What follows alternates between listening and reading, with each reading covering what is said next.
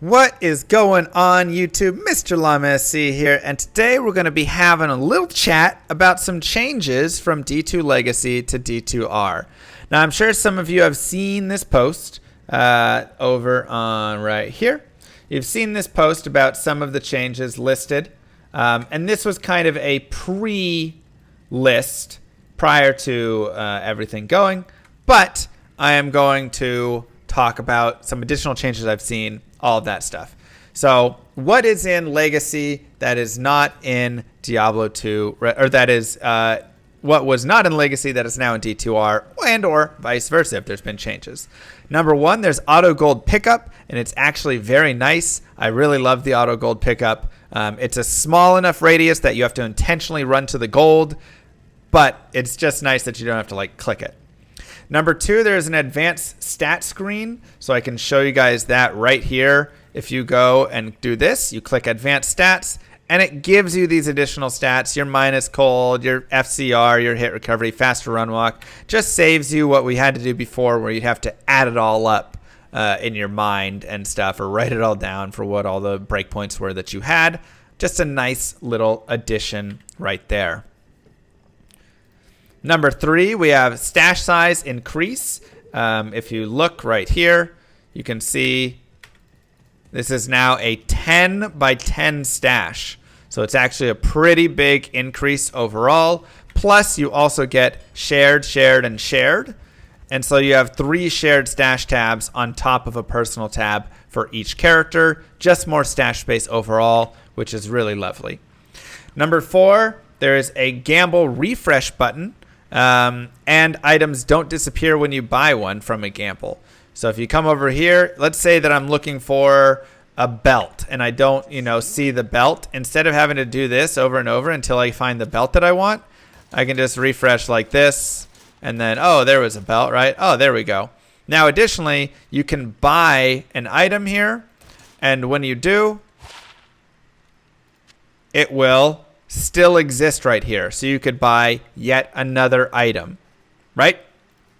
So that's very helpful because it just makes gambling so much faster. You can just go ring, ring, ring, ring, ring, ring, ring, ring, or like gloves, gloves, gloves, or circlet, circlet, circlet.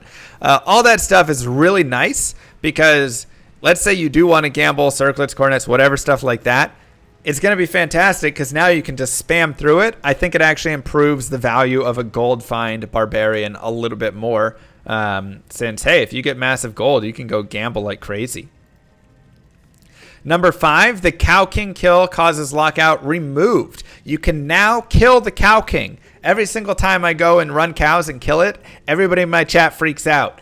It's okay, guys. We can kill the king now. It's totally good. Number 6, the ability to link items in the chat window to show other players. So you can actually do this by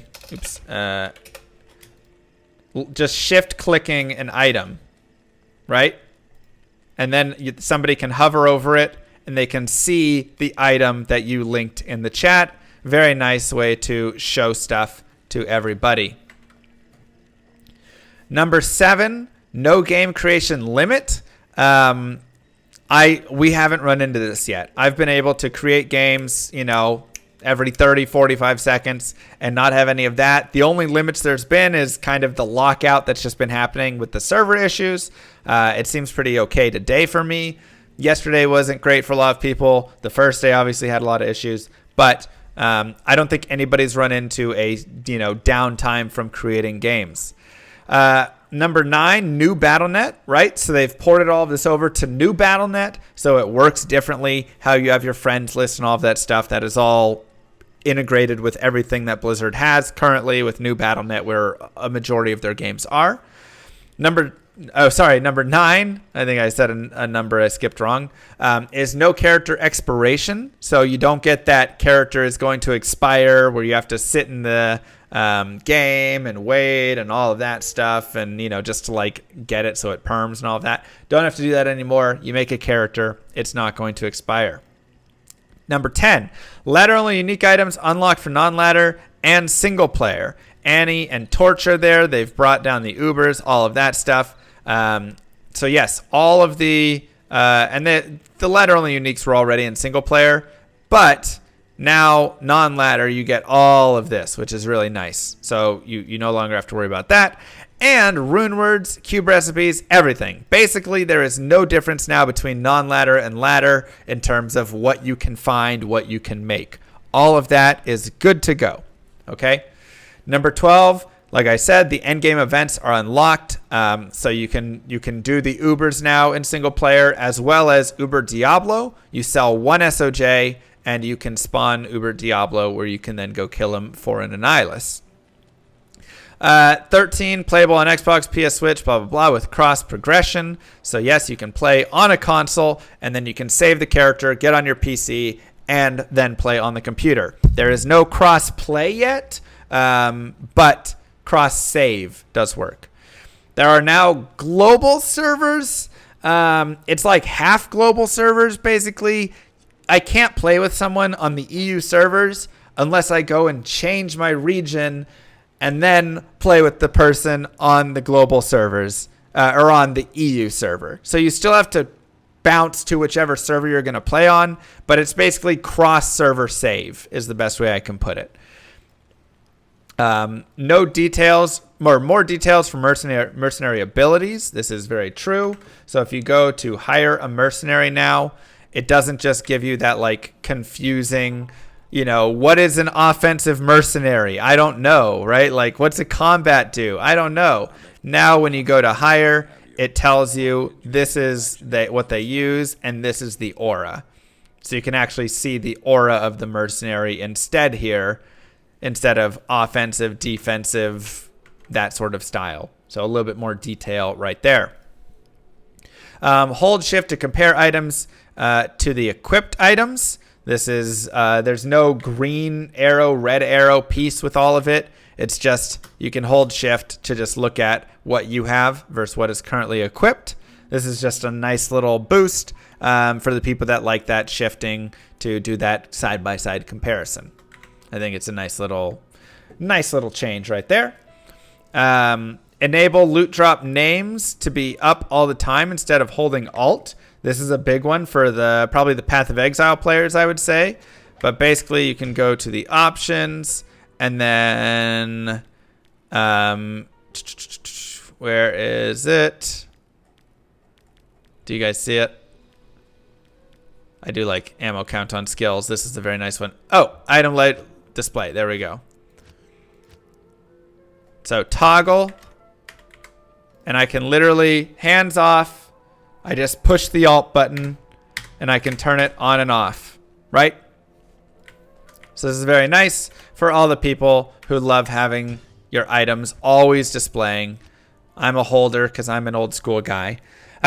Additionally, there's a ton of these options. Like I say, show ammo count on skills is actually super nice for like Boazons and stuff that were shooting exploding arrows and had no clue how many arrows they had, or throwing javelins, all that stuff. And there's honestly just a ton of nice things in here. Audio as well. You can change the audio for every type of thing in the game. If you want, like, I don't like the monsters, they're a little too loud, and the items are a little loud, you can adjust all of that. Actually super nice. So all of those options really are solid right there. Control click items into stash instead of drag and drop. This is also very big. Once again, a lot of just this quality of life that we've seen in some Diablo 2 mods. So I can come here and I can just control click it, and it moves it back and forth. That's just a nice little boost. A lot of people wanted that, and so that helps. There's been some bug changes. Weapon swap glitch, e-bugging, strength bugging. All of that was fixed. And Sin Trap bug, which was a bug where trap assassins, when they laid traps, it spawned less elites in the areas they were in. So it made magic finding harder for that character. That was fixed as well. But these ones were also fixed. A lot of people liked the strength bug, which is where you could have an item like Storm Shield that had plus a strength on it. As long as you got up to that strength number, then you could remove your other strength pieces and it would keep itself on, having the strength to support itself. No longer a thing. E-bugging was a way to get like extra defense on your shields and your armors. That is gone. I think weapon swap glitch is also gone. This was a way to like break out of hit recovery by weapon swapping to break an animation. And then next hit always misses. Honestly, it does seem like it might actually be fixed. I haven't tested enough with it. I need to go and play around with this one more. But they've fixed some stuff around with it. It at least doesn't do the animation show of it. So it just shows that you're in hit recovery, which kind of is a fix to it, maybe. But I still need to, like I say, go and actually investigate this one. I'm imagining the base piece is still broken, but the animation is fixed. So what this was basically if you got hit, your next attack or your next spell cast, whatever it was, would always miss. And so this really made things like fend and stuff completely broken. But they changed it now so the animation doesn't actually go off. Instead, it just shows you being in hit recovery that whole time. And so I think it's fixed in that regard, but I think your characters are still going to be terrible because they're still going to be like locked up for the entire time that you would have seen that animation anyways and all that stuff. I don't know. There's still some testing to be done in that. Unique appearance of all items now show properly on your character when equipped. So this is just, if you have a cool, unique looking shield, you actually get to see that graphic. Character selection screen has a close-up of your character plus a detailed backdrop. This is actually amazing, and I love the Act 4 backdrop so much. I'm going to show you guys that right now. So if you go right here, here is the Act 4 backdrop. Just gorgeous. Just absolutely beautiful. So each act is that, which is cool. There's widescreen support up to 19:9. So they increased it a little bit while not breaking the game by going too far. More accessibility options. There's controller support. And I got to say, the controller actually plays pretty dang well. I'm very surprised by how well the controller is. If you're looking to just chill and console or PC, just chill, it's actually super nice.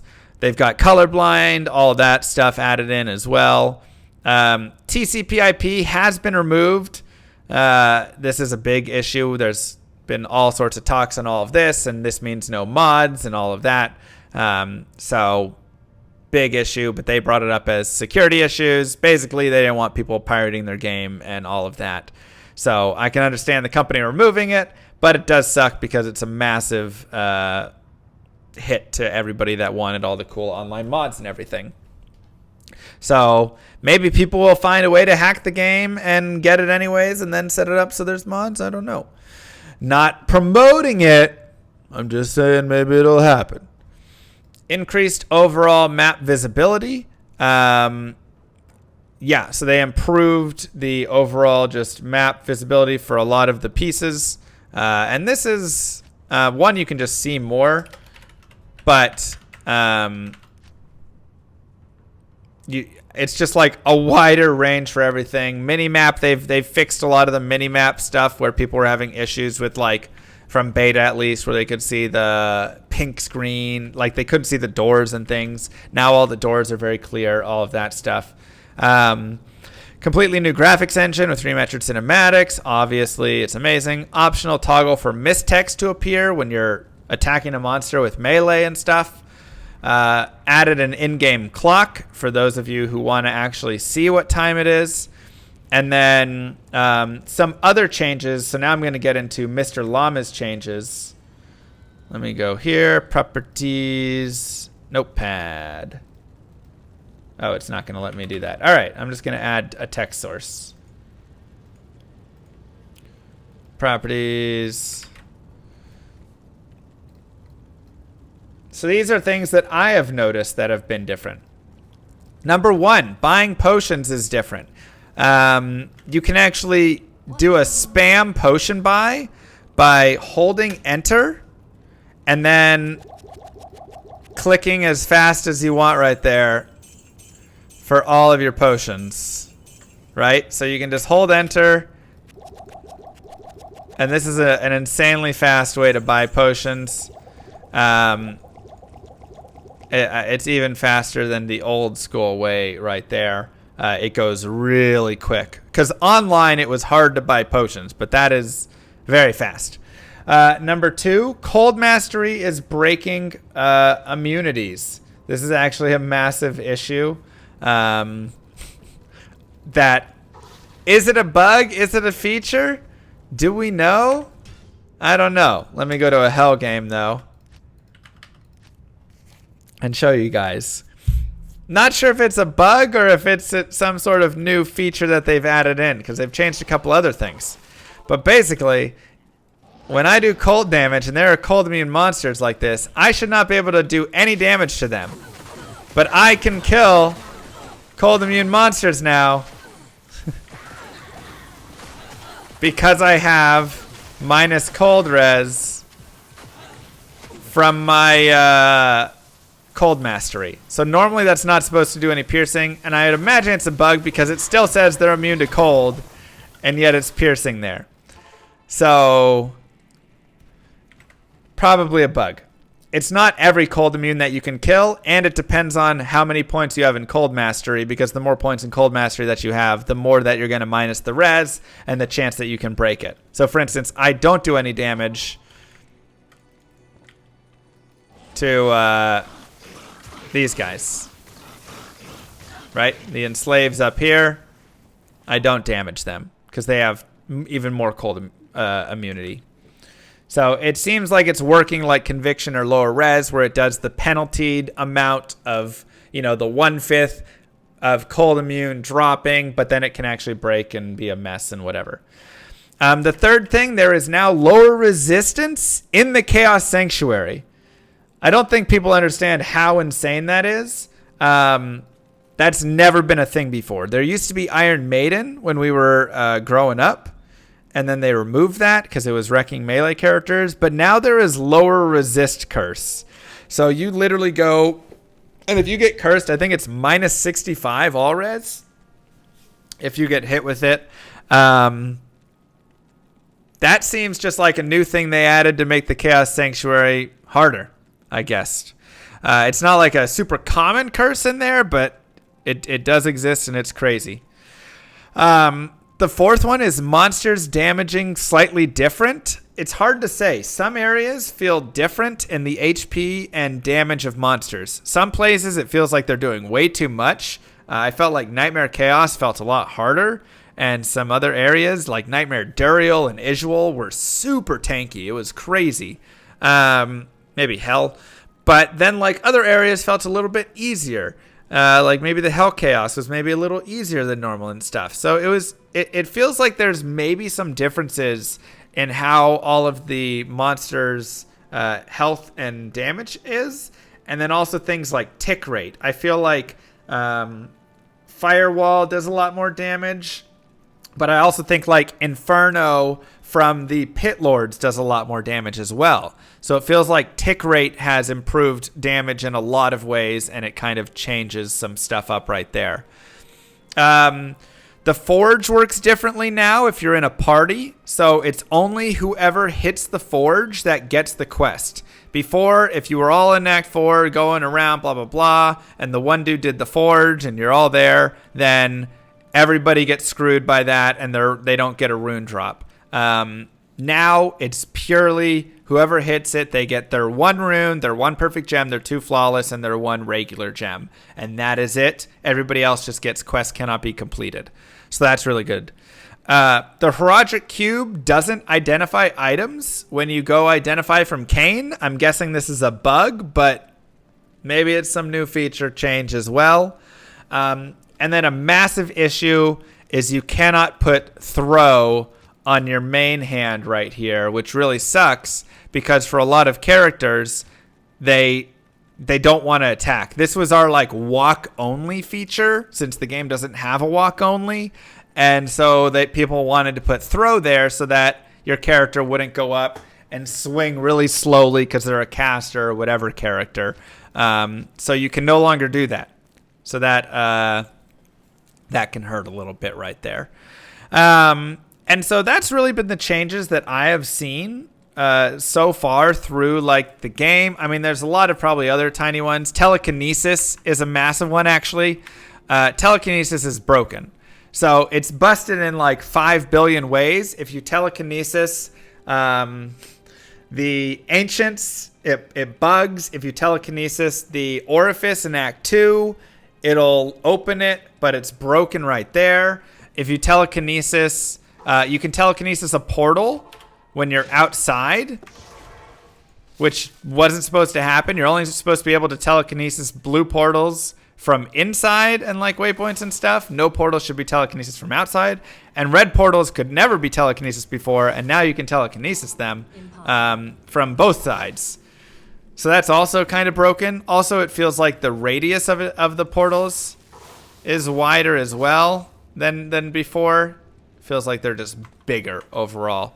But you also cannot telekinesis things if there is something in between you, like a building. And that is actually a massive issue, because that also is for things like chest. So if I'm trying to pop the chest in the spider caverns or something, but when there's the wall between us, before you could telekinesis it and open it, and then you go over and pick it up, and now you can't.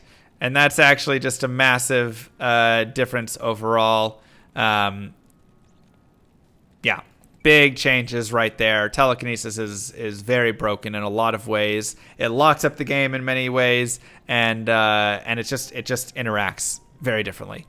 One more thing is the Anya or the Nilithak Anya portal, whatever, will always stay open here. So even if you do the quest and get the waypoint for the Halls of Pain, normally if you did that, right, you get the Halls of Pain waypoint and you kill Nilithak, you lose your Pindle portal. That is no longer the case. You now always get to keep your Pindle portal. Let everybody rejoice. So that was kind of in line with the cows change as well, that you don't have, you don't have to worry about losing these little progress points as well. So anyways, I think that really covers the majority of the changes right there. There's, like I say, there's probably a couple other small ones here and there, but that is kind of the main stuff. I'll keep you guys posted with more things, but I hope this was helpful, and I hope you learned some things. Peace, YouTube.